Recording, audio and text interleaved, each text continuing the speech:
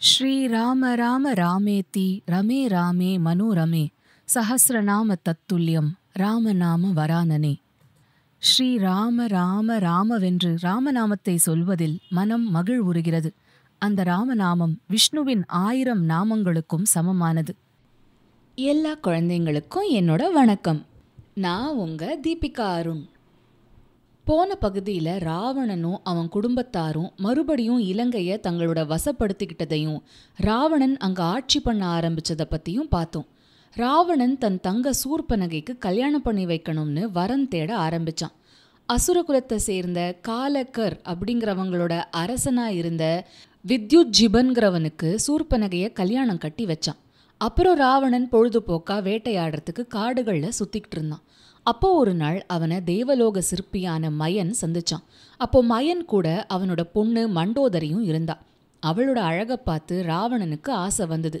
மயன் ராவணனை பற்றி விசாரிச்சு தெரிஞ்சுக்கிட்டு தன்னை பற்றியும் சொன்னான்.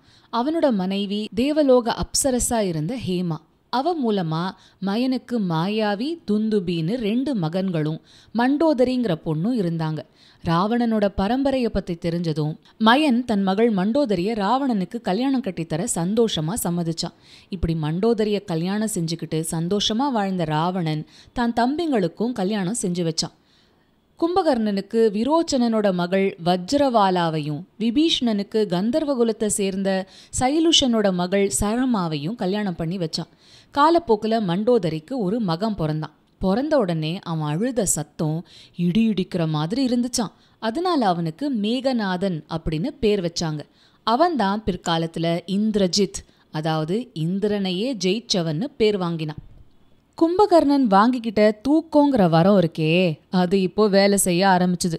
அவனுக்கு பயங்கரமா தூக்கம் சுழட்டி அடிக்குது. அவன் அண்ணன் ராவணன் கிட்ட வந்து, நான் சுகமா தூங்குறதுக்கு எனக்கு ஒரு பெரிய மாளிகை வேணும் அப்படின்னா.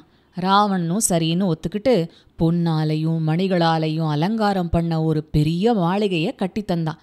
அதில் போய் அக்கடான்னு படுத்துக்கிட்டு கும்பகர்ணன் மாசக்கணக்கில் வருஷக்கணக்கில் தூங்க ஆரம்பிச்சான்.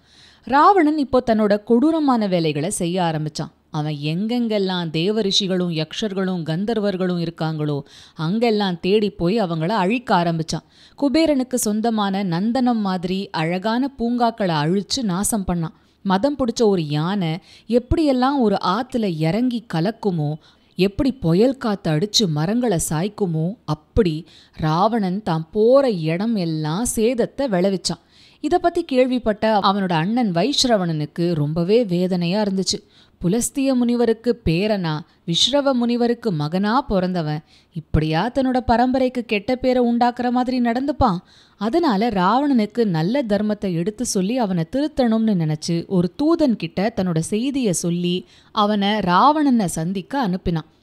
இலங்கைக்கு வந்த அந்த தூதன் முதல்ல விபீஷணனை சந்திச்சான். விபீஷணன் அவனுக்கு நல்ல மரியாதை கொடுத்து வரவேற்று அவன் வந்த காரியத்தை பற்றி விசாரிச்சு தெரிஞ்சுக்கிட்டான். உடனே அவனை ராவணனோட சபைக்கு கூட்டிக்கிட்டு போனான். தூதன் ராவணனை வணங்கிட்டு பேச ஆரம்பிச்சான். மன்னா, நான் உங்க அண்ணனான வைஷ்ரவணர் அனுப்பிய தூதன். அவர் உங்களுக்கு சொல்ல சொன்ன விஷயங்களை இதோ சொல்றேன். தம்பி, நீ பிறந்து வந்த பரம்பரையோட கௌரவத்தையும் பெருமையையும் மனசுல நினைக்கணும். நீ செஞ்சு வர தப்பு காரியங்களை உடனே நிறுத்தணும். உன் தவறுகளை நீ உடனே திருத்திக்கணும். நீ ரிஷிகளை கொன்னு போட்டதா கேள்விப்பட்டேன். நந்தனவனம் அழிஞ்சு கிடக்கிறத நானே பார்த்தேன். தசக்ரீவா, உனக்கு எதிராக இப்போ மும்மூர்த்திகளும் அணி சேர ஆரம்பிச்சிருக்காங்கன்னு கேள்விப்பட்டேன். இதெல்லாம் நல்லதுக்கு இல்லை. நீ என்னையும் கொஞ்சம் கூட மதிக்கலை. ஆனாலும் ஒருத்தன் தப்பு பண்ணா அவனுக்கு வேண்டி அவங்க எடுத்து சொல்லி அவனை திருத்த பார்க்கணும். அதனால தான் நான் உனக்கு இதை சொல்கிறேன். ஒரு சமயம் நான் என்னை அறியாமல் செஞ்ச ஒரு தப்புக்கு தண்டனை கிடைச்சதை பற்றி சொல்கிறேன். நான் ஒரு பெரிய விரதம் மேற்கொண்டு தவம் பண்ணுறதுக்கு இமயமலைக்கு போயிருந்தேன். அப்போது சிவபெருமான் உமாதேவியோட சேர்ந்து அங்கே இருந்தார். நான் என் இடது ஓர கண்ணால் அவள் யாருன்னு பார்த்தேன். அந்த கணமே என் இடது கண்ணில் தூசி படிஞ்ச மாதிரி ஆகி எரியவும் ஆரம்பிச்சிருச்சு. அதனால் நான் அந்த மலை சிகரத்தை விட்டு வேற ஒரு சிகரத்துக்கு மாறி அங்கே தவம் பண்ண ஆரம்பித்தேன்.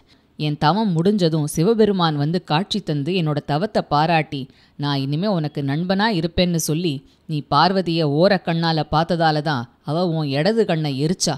ஆனாலும் அவளோட கருணையும் இருந்ததால அது குருடாகாமல் செவந்து மட்டும்தான் போச்சு. அதனால் உனக்கு ஏகாக்ஷி பிங்களி அப்படின்னு ஒரு பேரை தரேன்.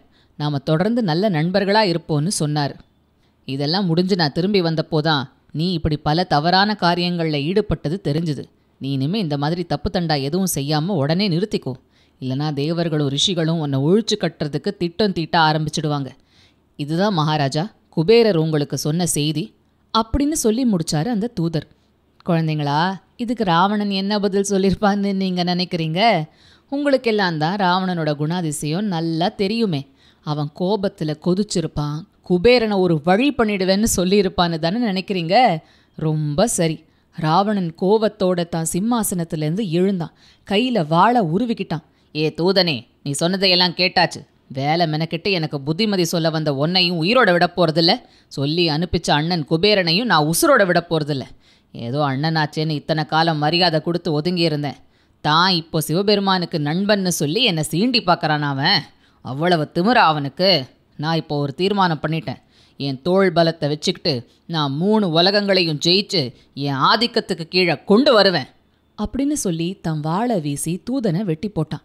காலம் தாழ்த்தாம ராவணன் உடனே தன்னோட மந்திரிகளான மகோதரன், பிரஹஸ்தன், மாரீச்சன், தூம்ராக்ஷன், சுக்கன், சரணன் அந்த 6 பேரோடையும் ரதத்தில் ஏறி கிளம்பி நேராக கைலாச மலைக்கு போய் இறங்குனான்.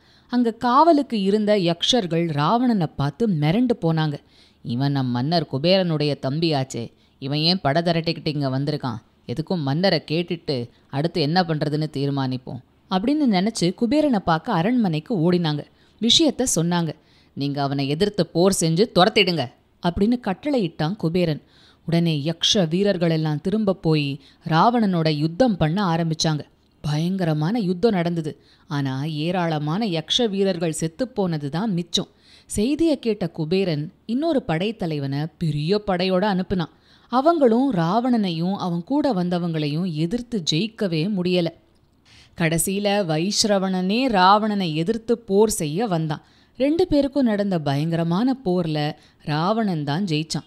ஆனால் அவன் தான் அண்ணனை கொல்லாமல் விட்டு தான் ஜெயிச்சதன் அடையாளமாக குபேரன்கிட்ட இருந்த புஷ்பக விமானத்தை தனக்கு சொந்தமாக்கிக்கிட்டு வெற்றி பெருமிதத்தோட தான் மந்திரிகளோட புஷ்பக விமானத்தில் ஏறி கிளம்புனான். புஷ்பக விமானம் மேலே ஏறி பறக்க ஆரம்பிச்சுது. ராவணனோட கண்ணுல சரவணம் அப்படிங்கிற ஒரு நாணல் புல்காடு தென்பட்டுச்சு. அதுதான் சிவனோட பிள்ளையான முருகன், அதாவது சுப்பிரமணியன் பிறந்த இடம். அந்த இடமே பொன் நொழியில ஜொலிச்சுக்கிட்டு இருக்கிறத ராவணன் வியப்போட பார்த்துக்கிட்டு இருந்தப்போ திடீர்னு புஷ்பக விமானம் பறக்காம நின்று போச்சு. கைலாச மலையை தாண்டி ஏன் அதால் பறக்க முடியலன்னு ராவணனுக்கு புரியல. தான் மந்திரிங்க கிட்ட கேட்டான். அப்போ மாரீச்சன் சொன்னா, மன்னா, இது நின்று போனதுக்கு காரணம் ஏதாவது இருக்கணும்.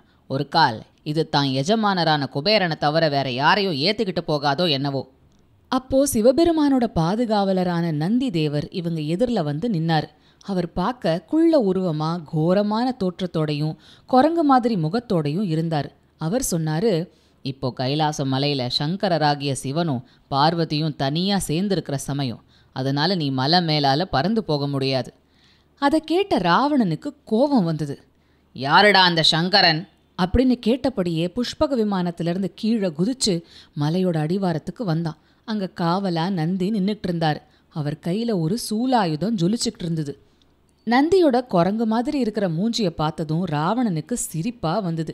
அவன் இடி இடிக்கிற மாதிரி சிரிக்க நந்தி தேவருக்கு கோபம் வந்து, ஏ தசக்ரீவா, என் குரங்கு முகத்தை பார்த்து நீ ஏளனமா சிரிச்ச இல்லை?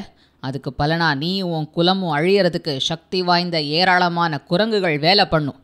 மலை மாதிரி உருவமும் சக்தி வாய்ந்த கரங்களும் பற்களும் நகங்களும் கொண்டு மின்னல் மாதிரி வேகத்தோட அதுங்க உங்களை எல்லாம் தாக்கும், அழிக்கும். உன்னோட அகங்காரத்தை எல்லாம் அந்த குரங்குகள் தவிடுபடியாக்கும் அப்படின்னு சாபம் கொடுத்தாரு நந்தி தேவர்.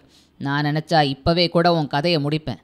ஆனால் நீ உன்னோட அடாத தீய செயல்கள்னால உனக்கே அழிவை உண்டாக்கிப்ப அப்படின்னு சொன்னாரு நந்தி. ஏ நந்தி, நீ என்னை பற்றி சரியாக தெரிஞ்சுக்காம பேசுகிற. நான் நினச்சேன்னா எனக்கு வழிவிடாத இந்த கைலாச மலையை கையாலேயே புடுங்கி வீசிடுவேன். என்ன தைரியத்தில் சிவன் இந்த மலையில் குடியிருக்காரு. இப்போ அவரை பயம் பிடிச்சி ஆட்டப் போகுது பாரு அப்படின்னு சொன்ன ராவணன் குனிஞ்சு அந்த கைலாய மலையையே தன் கையால் புடுங்கினான். மலை குடுகுடுன்னு ஆட ஆரம்பிச்சுது. நடுங்கி போய் பார்வதி தேவி பயத்தில் சிவனை கட்டி பிடிச்சிக்கிட்டா. அப்போ சிவன் என்ன பண்ணார் தெரியுமா? தான் கால் கட்ட விரலை மலை மேலே அழுத்தினார். அவ்வளவுதான். அவர் தந்த அழுத்தத்தில் மலை கீழே அமுங்க ஆரம்பிச்சுது. அது அடியில் ராவணனோட தோள்கள் சிக்கி நெசுங்க ஆரம்பிச்சுது. வலி தாங்காம ராவணன் ஓன்னு கத்துனான். அவன் எழுப்பின கூக்குரல் 3 லோகங்கள்லையும் கேட்டுச்சான். தேவர்களும் யக்ஷர்களும் வித்யாதரர்களும் சித்தர்களும் என்ன சத்தொண்டா இதுன்னு திடுக்கிட்டு போனாங்களாம். அந்த ஒலியோட அதிர்வால கடல் பொங்கிச்சான், மலைகள் குலுங்கிச்சான். ராவணனோட மந்திரிகள் அவன்கிட்ட, மன்னா, நீலகண்டரான மகாதேவன் சிவனை நீங்க அடிபணிஞ்சு அவரோட கருணைக்காக பிரார்த்திச்சாலொழிய நீங்க தப்பிக்க முடியாது. நீங்க உடனே சிவனை தோத்திரம் பண்ணுங்க, அவரை புகழ்ந்து பாடுங்க, அவர் அதில் திருப்தியாகி உங்க மேல கருணை காட்டுவார் அப்படின்னு ஆலோசனை சொன்னாங்க. மகா கர்வியான ராவணனுக்கு இப்போ தப்பிக்க வேற வழியே இல்லை. அதனால அவன் சிவனை போற்றி புகழ்ந்து துதிக்க ஆரம்பிச்சான். இப்படி பல ஆண்டுகள் போயாச்சு. கடைசியில சிவபெருமான் ராவணன் மேல இறக்கப்பட்டு அவன் தாங்கியிருந்த பாரத்தை நீக்கினார். ராவணனும் அப்பாடான்னு வெளியே வந்தான். சிவபெருமான் ராவணனை பார்த்து, ஏ தசக்ரீவா, நீ பாடின ஸ்தோத்திரங்களை கேட்டு நான் திருப்தி அடைஞ்சேன்.